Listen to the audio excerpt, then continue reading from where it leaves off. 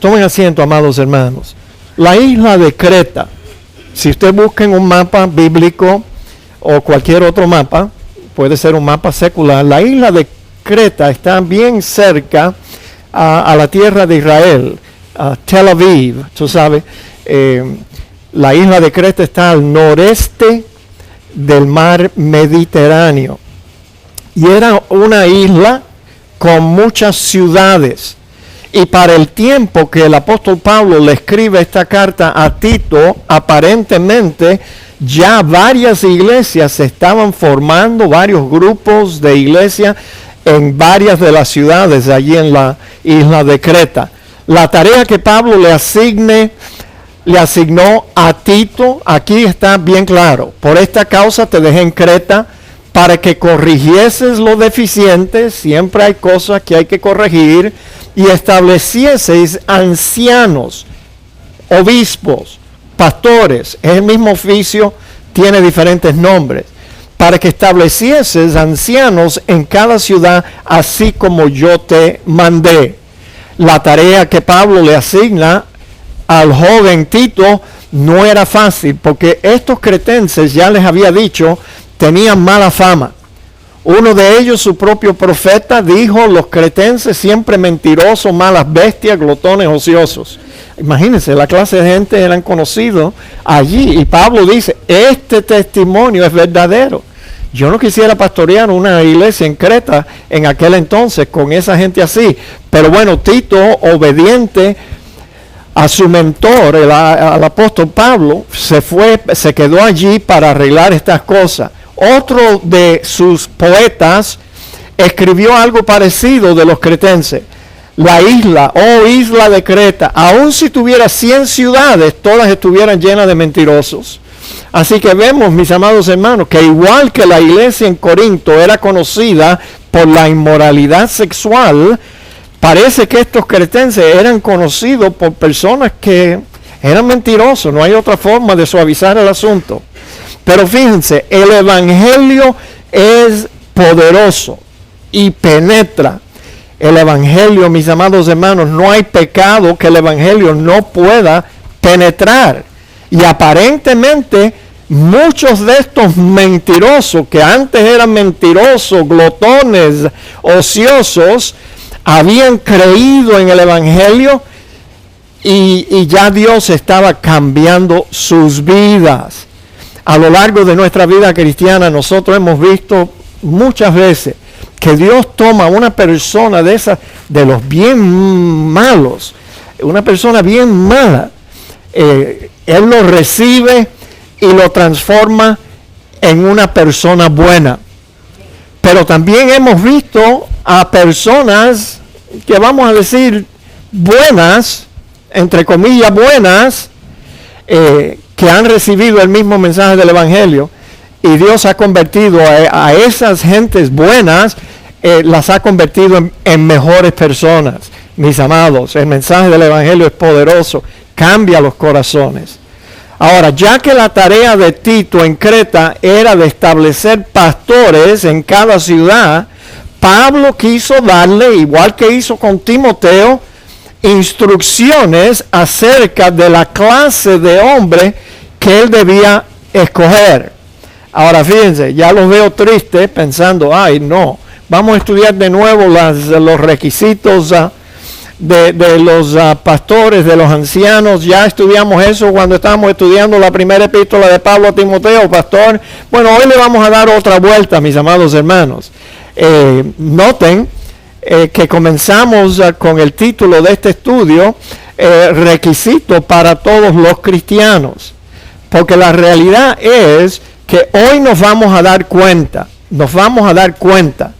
que todos los requisitos que Dios demanda y quisiera ver en un líder en la iglesia, a un ministro, a un pastor, son las mismas demandas que Dios hace de todos los cristianos, todos. No hay dos estándares, es el mismo estándar. La única diferencia es que Tito, o nosotros, si estuviéramos en una iglesia, en esta iglesia, en otra iglesia, que estuviera buscando reemplazar a un pastor que se fue, se murió, se retiró. Nosotros debemos de buscar una persona que ya su vida, su carácter, su familia ya tiene. Estas demandas ya se han cumplido. Quizás no de un modo perfecto, pero ya se puede ver que él es esta clase de personas, mis amados hermanos. Ahora fíjense, ¿cuál es la primera? Quería decirle antes de comenzar a ver las demandas de un ministro, de un pastor, de un obispo, de un anciano, si en alguna de estas demandas, requisitos, usted ve que nuestro pastor, este servidor, está pobre en algunas de ellas, sin duda, puede ser. Entonces yo les invito, la puerta de mi oficina está abierta para todos ustedes. Solo les ruego que vengan con cariño. Tráteme con cariño, yo duelo fácilmente. Hábleme claro y dígame lo que usted piensa de el área donde yo debo mejorar. Y sabe que ya han habido otras personas que lo han hecho y han salido de mi oficina todavía con su cabeza. No perdieron la cabeza. Yo no los mordí. Yo soy como un perro que ladra, pero yo no muerdo a nadie, así que no tenga miedo de venir a mí y decir, pastor, yo creo que en esta área usted pudiera mejorar un poco. Bueno, mis amados hermanos, el primer requisito para un ministro, un pastor, y también para todos nosotros, es que el ministro debe tener un testimonio intachable. Eso quiere decir sin culpa. Ninguna acusación se le ha podido comprobar. Una vida sana, un testimonio estable, tú sabes, sin pecados escandalosos y cosas así. Pero fíjense, si Dios pide esto de los pastores, Él pide lo mismo de todos los cristianos, porque mira lo que dice aquí: sed pues vosotros perfectos, como vuestro Padre que está en los cielos es perfecto. Okay, no dice intachable, pero dice perfecto. Una cosa es igual que la otra, amados hermanos. Ok, ahora, también el ministro debe de ser esposo de una sola mujer. Eso quiere decir que no debe de tener 2 o 3 mujeres, 2 o 3 esposas a la vez. No, él debe ser un ejemplo para la congregación de ser un hombre que tiene una sola esposa. Y parece que esto es lo que el apóstol Pablo tenía en mente cuando él menciona aquí esposo de una sola mujer. Ahora, muchos le añaden a este requisito, a un pastor le añaden de que no puede ser un hombre divorciado. Fíjate, pero es mi opinión que yo no creo que un divorcio no descalifica a un candidato para el ministerio en una iglesia como anciano, como líder, como diácono. No lo descalifica, y te voy a decir por qué. Fíjate, muchos interpretan que no puede ser un hombre divorciado, pero déjame decirte, si el divorcio ocurrió antes de convertirse, pues eso no lo descalifica. ¿Cómo vamos a todavía estar culpando por algo que sucedió en la vida de esa persona cuando él ignoraba a Dios y la verdad de Dios y la Biblia y todo lo demás? Así que si el divorcio ocurrió antes de él convertirse, eso no lo descalifica. Ahora, si se divorció después de ser creyente, pero si fue inocente del divorcio, esto no lo descualifica tampoco. No es la situación ideal, mis amados hermanos, pero inocencia es inocencia. ¿Ven? Yo conozco en esta misma ciudad, ustedes no lo van a creer, pero créanme que es cierto. Hay varios pastores bautistas en esta ciudad cuyas esposas lo dejaron por otro hombre en la iglesia, en la misma iglesia, y la mujer se le fue. Ahora, ¿quería el pastor que su mujer se le fuera con otro hombre? Ningún hombre quiere eso, amados. Pero ve, el hombre es inocente, se reconoció. que él trató de mantener su matrimonio. Algunos hasta le han dicho a la señora, quédate, yo te perdono. Y ella le ha dicho, no, es que ya yo no te amo. O ya yo no quiero amarte, es mejor. Ya yo no quiero amarte más. Y entonces se han ido. Amados hermanos, eso sucede, déjame decirte, en las mejores familias. Así que no te asustes de que hay pastores en esta ciudad que se han divorciado aún después de conocer a Cristo. Ahora, otra cosa, si el divorcio fue después de ser creyente, pero el candidato para ser anciano fue culpable de su divorcio, entonces eso sí lo debe descalificar. Si el individuo quizás era abusivo con su esposa, la golpeaba o le fue infiel con otra mujer, y la mujer se tuvo que divorciar de él, eso sí lo descualifica a él para ese oficio de anciano en una iglesia. Ahora, si usted va a aplicar este requisito del divorcio a este asunto de que el ministro solo debe ser marido de una sola mujer, entonces debemos de tomar en cuenta todo lo que la Biblia enseña acerca del divorcio. Porque fíjense, Dios permite el divorcio por causa de fornicación. Lo permite. Y déjeme decirle, aprendimos de John MacArthur Jr. que cada vez que Dios permite a un cristiano divorciarse, el nuevo casamiento está permitido también. O sea, la persona inocente puede volverse a casar, sea el esposo o la esposa. Y eso es así. Dios no quiere que una persona sufra toda su vida soltero, solo, simplemente porque se había casado con una persona que le fue infiel en el matrimonio. No, Dios permite, en segundo lugar, el divorcio por abandono. Eso está claro allí en la primera epístola de Pablo a los Corintios. O sea, si tú tienes un esposo inconverso o una esposa inconversa, y ella decide que quiere quedarse viviendo contigo como tu esposa, la Biblia es bien clara. No te divorcies, no la abandones. Pero si el esposo incrédulo le dice a la esposa creyente, me voy, ya tú no eres igual que cuando yo te conocí, o whatever, tú sabes. Por abandono Dios permite el divorcio. A mí, ¿qué culpa tiene la persona inocente que su cónyuge le haya dicho, hasta aquí llegamos, ya no más, yo me voy? Entonces Dios permite el divorcio en tales circunstancias y permite el nuevo casamiento también. Ahora, Dios permite que el creyente inocente en el divorcio, sea pastor o no sea pastor, se vuelva a casar. Que tenga más cuidado la próxima vez, pero que se vuelva a casar. Todos los pastores, dicho sea de paso, que yo conozco en esta ciudad, cuya esposa un día le dijo, adiós, me voy. Todos ellos conocieron esas mujeres dentro de la iglesia. ¿Qué te parece? ¿Te asombras? No te asombres. No todo el que me dice Señor, Señor va a entrar en el reino de los cielos. Haven't you ever heard that? Algunos se casaron con la hija de un pastor.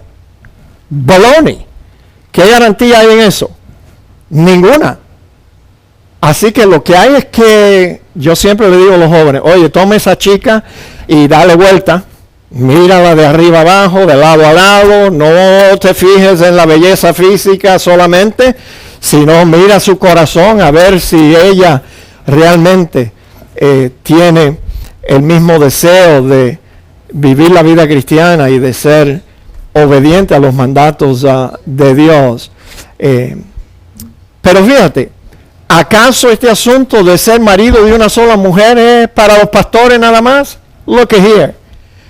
En Primera de Tesalonicenses, que cada uno de vosotros sepa tener su propia esposa en santidad y honor, no en pasión de concupiscencia, continúa diciendo el texto, como hacen los gentiles que no conocen a Dios. No, debemos cada uno tener nuestra propia esposa en santidad y honor.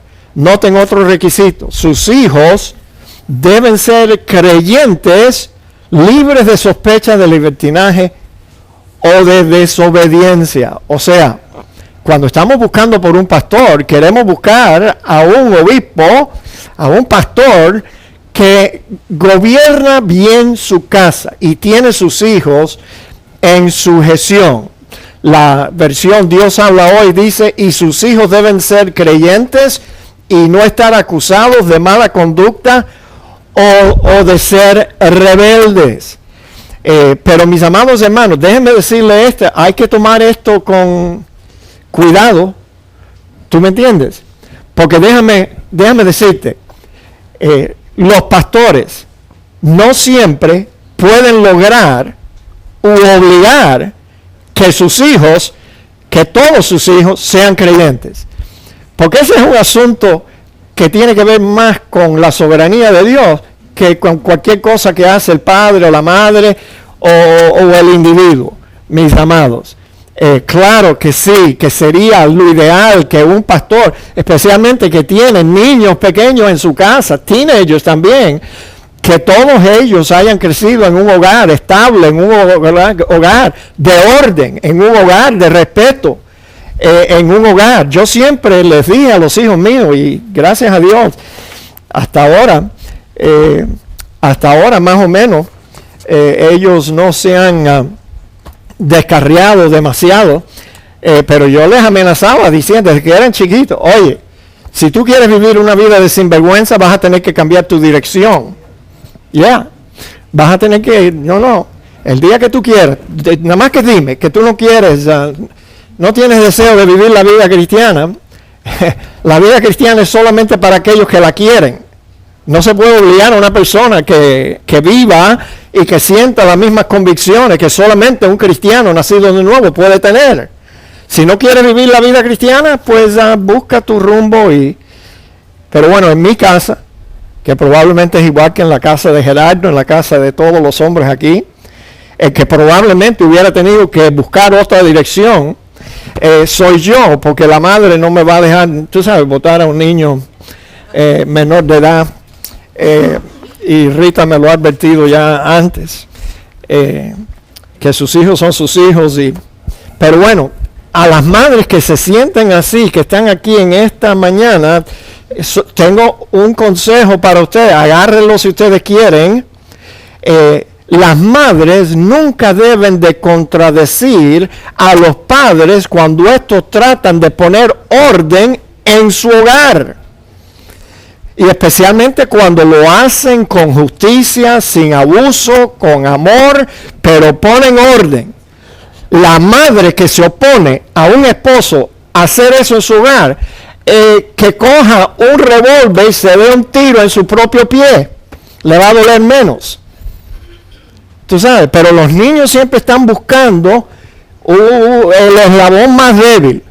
Y si la madre se va a virar en contra de la cabeza del hogar, del padre, de esos hijos, ahí va a haber problema aún para la madre, mis amados. El obispo tiene a su cargo la obra de Dios y por lo tanto debe tener una familia que por lo menos sirva de un ejemplo para las demás familias en la iglesia. Nadie quiere tener un pastor con niños malcriados y rebeldes. A mí yo me acuerdo que aquí nosotros hemos visto algunos, esto pasó hace años, ya ustedes no se acuerdan, pero yo me acuerdo. Niños chiquitos que cuando su papá estaba aquí predicando en el púlpito, la niña venía a agarrar al padre y a congraciarse aquí en el púlpito. Él no la podía controlar, la madre no la podía controlar. Que me la presten a mí por un fin de semana para que tú veas que cuando yo se la entrego para atrás, ella va a ser diferente. Mis amados hermanos, tenemos que usar la vara de corrección, especialmente con esas criaturas chiquitas que necesitan aprender a respetar las cosas de Dios. Pero bueno, ese es otro asunto. Ahora, fíjate, ¿acaso ustedes piensan que este es un requisito que solamente el pastor, la Biblia lo demanda solo los pastores? Guess what? nos equivocamos. Y vosotros, padres, no provoquéis a ira a vuestros hijos, sino criarlos en disciplina y la amonestación del Señor. Eso es algo que todas las familias deben de tener, esa estructura en el hogar, esa disciplina, esa amonestación en el hogar. Eso es algo que Dios demanda de todos nosotros. Lo único que la familia pastoral ya debe reflejar que tiene pues este requisito. El pastor no debe ser un soberbio, digan amén. No debe ser arrogante, digan amén. Acuérdate que yo te abrí la puerta de mi oficina si tú quieres regañarme por algo aquí. No debe ser terco el pastor. Debe estar dispuesto siempre a escuchar los consejos de otros hermanos que le aman y lo quieren aconsejar en la iglesia. Ahora, fíjate, para todos nosotros, aplíquense esto. Pero Él da mayor gracia. Por esto dice, Dios resiste a los soberbios, da gracia a los humildes. Esa es una demanda para todos nosotros. Y el pastor ya debe haber aprendido que su carácter no puede ser el de una persona soberbia, arrogante, que piensa que él tiene la razón siempre. No, señor. El pastor tampoco. ¿Quién quiere tener a un pastor iracundo? No debe ser mal genioso el pastor, ¿verdad? Díganme. ¿Quién quiere tener un pastor de eso que se vuela continuamente y tú sabes, echa chispa por todos lados? ¿Quién quiere tener un ministro así? Claro que no. Queremos a un hombre de Dios que sea manso, humilde, dócil. Pero fíjate, todos nosotros tenemos la misma demanda encima. Quítense de vosotros toda amargura, enojo, ira, gritería, mala decencia y toda malicia. Así que tenemos que quitarnos la ira. Acuérdense que yo siempre les he dicho que no podemos utilizar ninguna excusa de que mis abuelos eran bravos, pastor, y pues yo no voy a cambiar porque yo vengo de una familia de gente terca, iracundo. No. Oye, en Cristo somos hechos nuevas criaturas, creados según la imagen del que creó esa nueva criatura en nosotros. Así que tenemos que dejar la ira, mis amados, digan amén. Yes. El pastor puede tomar una copa de vino de cuando en cuando en una cena, pero él no puede estar adicto al vino. Él no puede estar entregado a las bebidas alcohólicas. Y mucho menos no debe ser un borracho. Ni en privado, en su casa, y mucho menos no en público. Que nadie lo vea, tú sabes, mareado. No, ¿qué es eso? No puede ser. Pero ustedes piensan que esta ordenanza es solamente para los pastores. Amárrate el cinturón de tu silla, porque aquí tenemos un mandamiento. No os embraguéis con vino. ¿Ve? Puedes tomar una copa en una cena, si tú quieres. No os embraguéis con vino en el cual hay disolución. Antes bien, sed llenos del Espíritu. Esta ordenanza es para todos. Ahora recuerden que estos hermanos allí en Creta vivían en una cultura griega, mediterránea, donde el vino se usaba casi como el agua. Todavía hasta el día de hoy hay países como España. La gente a veces bautista van a España y se asombran que allá en España sirven la Santa Cena con vino, como nosotros empezamos a hacer aquí hace 2-3 años. Allá es común que la cena del Señor se celebra con vino, porque esa gente toma vino en casi todas las cenas. En Portugal, en Italia, en Francia, Grecia, Asia y casi en todo el Medio Oriente, el vino se usa en todas las cenas. Así que aquí el texto no se debe de interpretar más allá de lo que dice, porque el texto no dice que el obispo no puede cenar con un poco de vino. Eso no es la prohibición aquí. La prohibición es sobre el abuso del vino, estar adicto, entregado a las bebidas alcohólicas. No, señor, eso no. Una de las cenas más ricas que yo he podido disfrutar en mi vida son con hermanos en Cristo que no tienen tabú tabú en cuanto al vino, o sea, no son pentecostales. Los pentecostales, ay Dios mío, ay, ellos piensan que tú pierdes la salvación si te tomas una media copa de vino en una cena.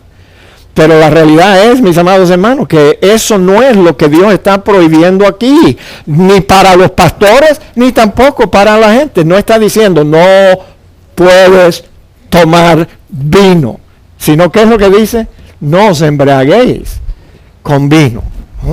¿Quién quiere estar así, fuera de sí, bajo la influencia de bebidas alcohólicas? No, mis amados. Ahora, el pastor no debe ser un pendenciero, violento, no un violento, no un buscapleito, no argumentativo, no amigo de las peleas. Claro que no, el pastor no debe ser una persona así, un buscapleito, amante de las peleas, amigo de las peleas. Bueno, aquí tenemos un pasaje que nos dice prácticamente lo mismo a todos nosotros, fíjate. Todos nosotros. Cuando Pablo habló de la manifestación de las obras de la carne, que son adulterio, fornicación, inmundicia, lascivia, idolatría, hechicería, enemistades, pleitos, celos, iras, contiendas, disensiones, ahí está todo este asunto de la violencia, mis amados. Acerca de las cuales os amonesto, como ya os lo he dicho antes, que los que practican tales cosas no van a heredar el reino de Dios, porque esa no es la forma que se comporta un cristiano verdadero. Mas el fruto del Espíritu es amor, gozo, paz, paciencia, benignidad, bondad, fe, mansedumbre, templanza. Contra tales cosas no hay ley. Se dan cuenta que lo mismo que Dios pide a un pastor, lo pide del miembro que acaba de entrar en la iglesia el primer domingo. El pastor no debe ser codicioso de ganancias deshonestas.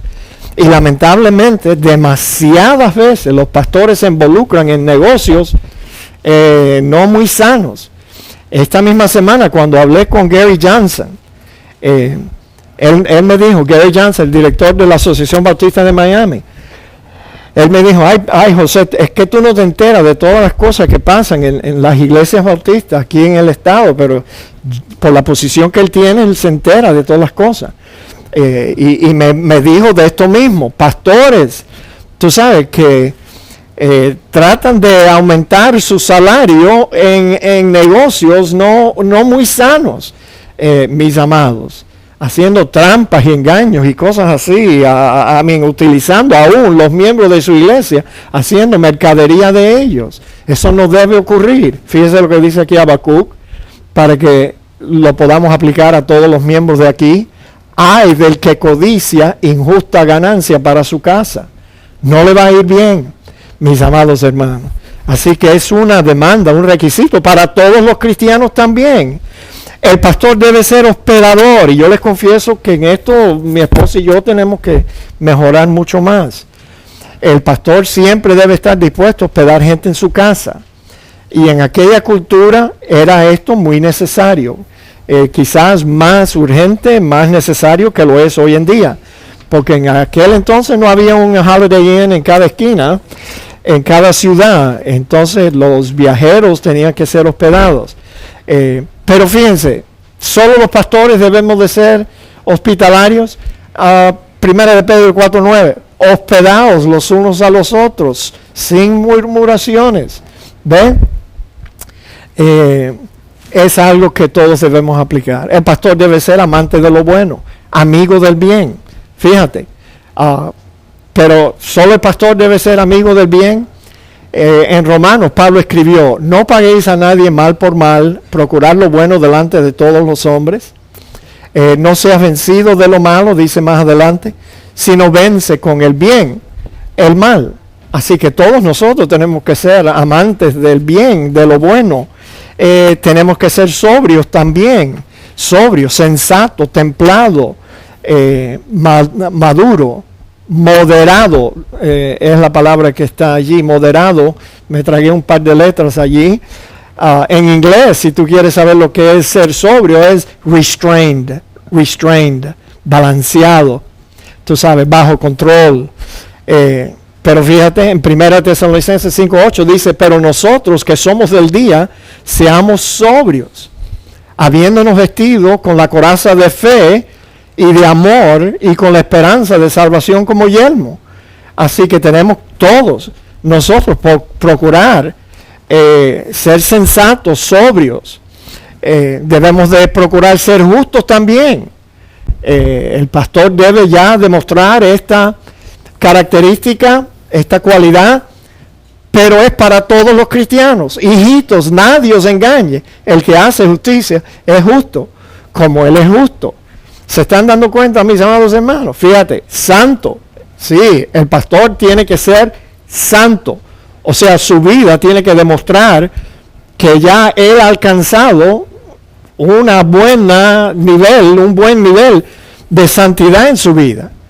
Pero fíjate lo que dice a todos los cristianos: como hijos obedientes, no os conforméis a los deseos que antes teníais estando en vuestra ignorancia, sino como aquel que os llamó es santo, sed también vosotros santos en toda vuestra manera de vivir, porque escrito está, sed santo, porque yo soy santo. Ya les convencí, hermanos.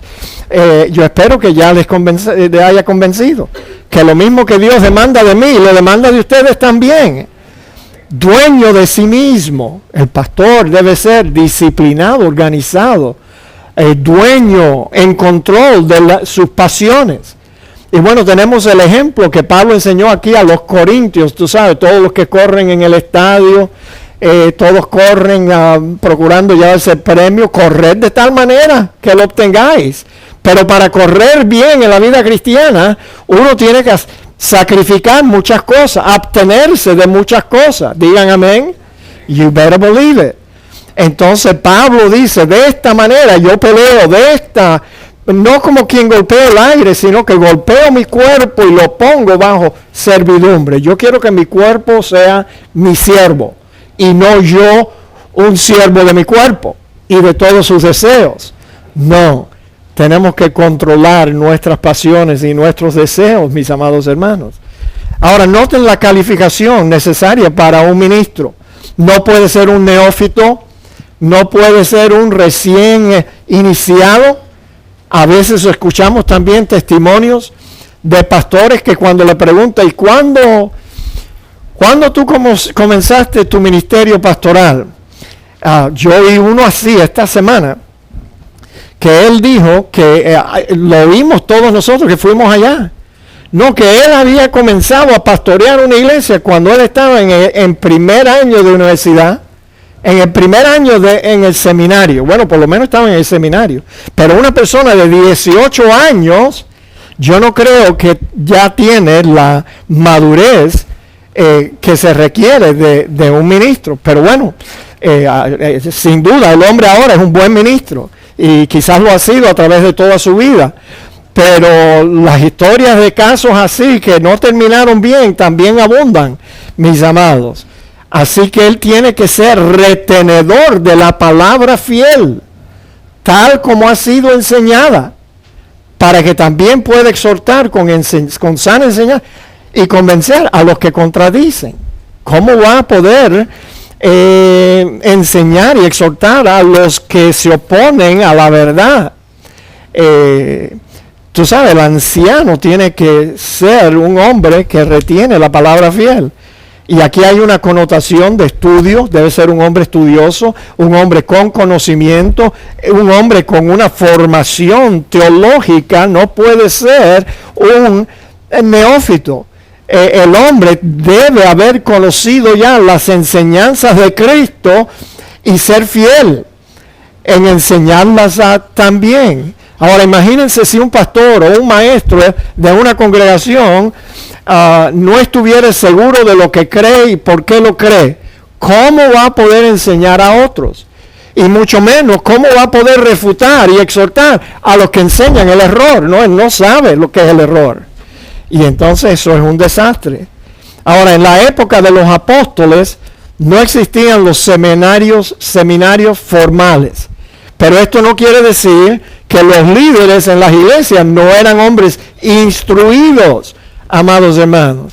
El Señor le dio la comisión a los discípulos diciéndole, y por todo el mundo, haciendo discípulos a todas las naciones, bautizando en el nombre del Padre, del Hijo y del Espíritu Santo, y enseñándoles que guarden todas las cosas que yo os he mandado a ustedes.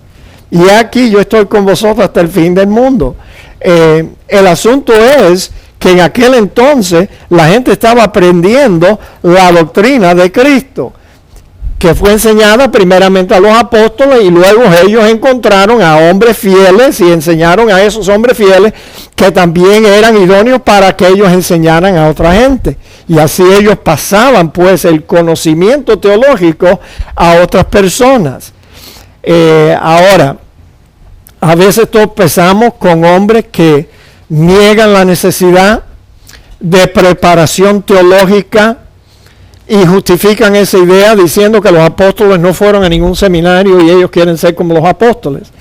Pero ¿sabe qué? Ya eso no es un buen argumento.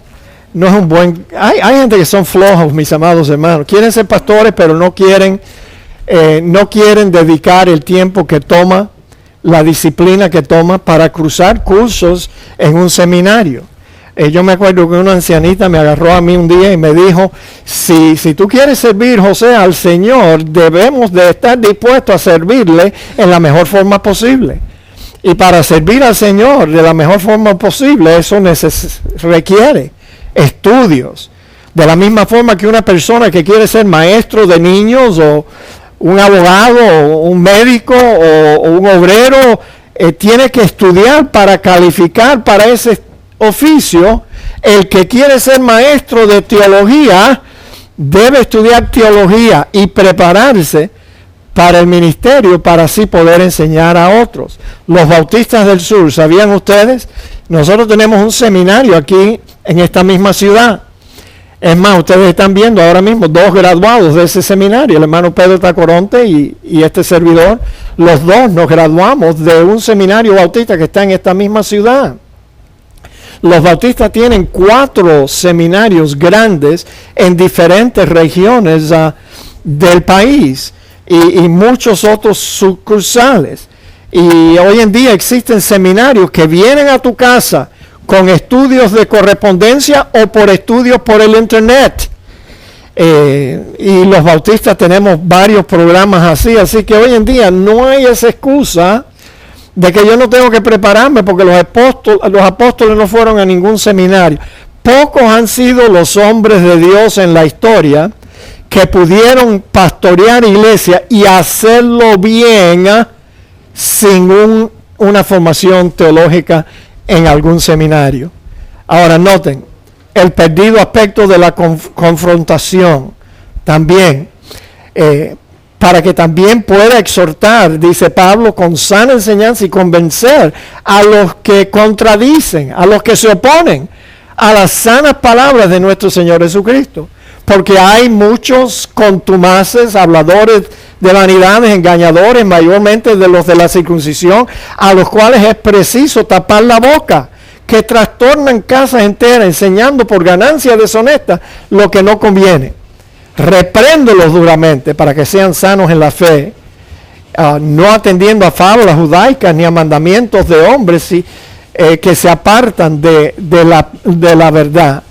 Primero Pablo habla aquí, comenzando, que debemos de exhortar con sana enseñanza para convencer a aquellos que no están claros, tratar de convencerlos. Pero fíjense que si eso no funciona, entonces hay que taparle la boca de alguna forma, con argumentos sanos, bíblicos, teológicos, taparle la boca, avergonzarlos por haberse desviado de la verdad. Hay que reprenderlo. Por eso el título encima es el perdido aspecto de la confrontación. Porque hay muy poco de esto hoy en día, mis amados, en el mundo cristiano. Hoy en día la gente quiere estar más unidos a todo el costo. No queremos buscarnos pleitos, no queremos buscarnos problemas con otra gente. Respetamos a todos y todo. Y bueno, por eso la iglesia cristiana está como está en estos días, mis amados hermanos. diciéndole a la gente lo que la gente quiere escuchar. Ustedes no se han dado cuenta de algo. Yo quisiera que ustedes estuvieran al tanto de esto, pero ustedes no se han dado cuenta que yo espanto, yo, José Ignacio Pereda, espanto más gente de aquí que la gente que yo logro que se queden. No, esa es la pura verdad. Yo sirvo de espantapájaro aquí en el púlpito, pero hay una razón. Hay una razón. Si me permiten un segundo más, con esto termino. Me llegó este escrito acerca de la teología de perros y gatos. Fíjense, la teología de los perros y los gatos. Fíjate. En su libro Teología de Perros y Gatos, Bob Sorensen toma a dos especies de animales domésticos para ilustrar, enseñar la enseñanza acerca que son dioses cuando son los gatos, perdón, me tragué aquí una línea, acerca de los creyentes. Él utiliza estas dos especies de animales. Según Sorensen, los gatos, escuchen, los gatos piensan equivocadamente que ellos son dioses cuando son alimentados, amados y tratados con cariño por los hombres. Los creyentes con la teología del gato piensan que Dios existe solamente para hacerlos felices y para suplir sus necesidades. El propósito de su vida es yo. Y todo lo que ellos buscan es que Dios me dé, que Dios sea mi ayudador, que Dios me saque, que Dios me haga, que Dios me sane, que Dios haga un milagro. Ese es un gato. En cambio, y si algún día usted ha tenido gatos, y los gatos que tiene mi esposa no valen ni 10 kilos, yo no doy ni 10 kilos por ninguno de ellos. ¿Tú sabes? Porque ellos piensan que ellos son dioses y que todo el mundo a su alrededor existe para servirles a ellos. Ahora, en cambio, por otro lado, los perros creen que los hombres son dioses cuando estos los alimentan, los aman y les tratan con cariño. Es por ello que responden con sacrificio y fidelidad al cariño de su amo.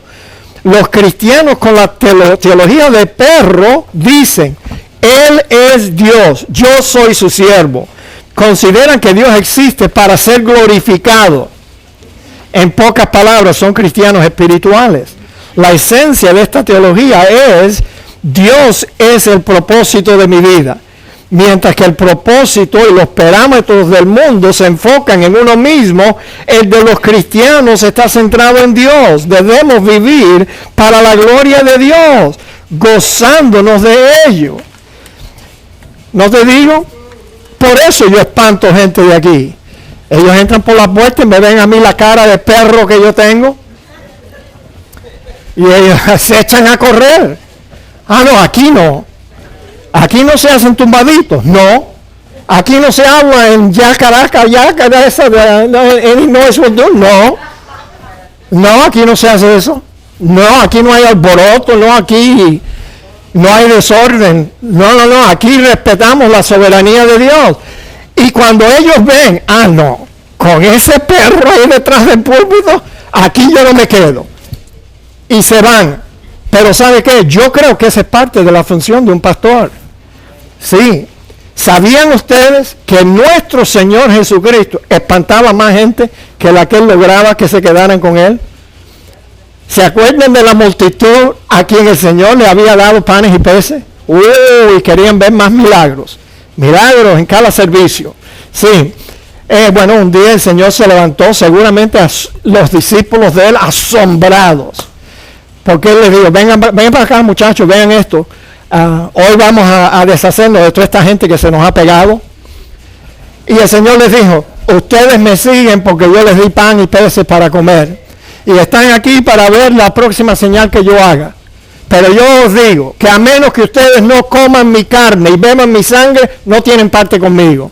Enseguida se pasaron la voz: oye, este hombre está loco. ¿Quiere que nosotros comamos su carne? No, eso, qué difícil. ¿Quién puede hacer eso? Y todos se fueron. Denle un aplauso a Jesucristo. Él hizo lo necesario.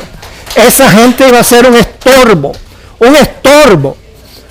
Así que yo quisiera que ustedes consideraran que la mucha gente que visita esta iglesia pone un pie aquí, pero enseguida ve la cara de perro mía y sale corriendo. Eso es algo bueno para la salud de la Iglesia Bautista de North Miami. Amén. Los sugieres van a venir ahora para ayudarnos.